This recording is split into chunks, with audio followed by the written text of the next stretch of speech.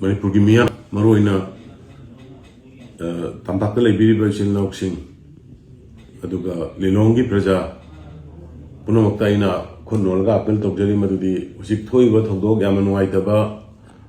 mara lesidaba misam singda khut tharamba masisi khoi taraine logde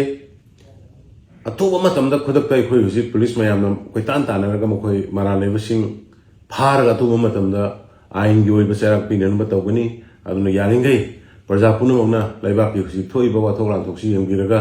makhatana choba irang thokdanaba mara lebasing du phabada sarkar bu mateng pangbiu aibu mateng pangbiu haidna maroina Lilong praja ipa ipal imai bil singda ai khun nonjaraga ai apil tokjari loinana hairiba mara leba miyoi singadu athuba matamda nakoina sangjaro natragde nakoi gi mathakta sarkar na matik chawa chap chawa action lorpa matamda nakoina madu waru roidebani akoi government gi oni nakoi bu mingonda nattaba lamchat chatpa ahenba saja chatpagi mingonda khud thabagi damta chap chawa sera sarkar soidana pigina habsina khoi da harisine aduna Lilong praja amadi mani tampakta lebiriba china praja punamangna kara puning phatha biraga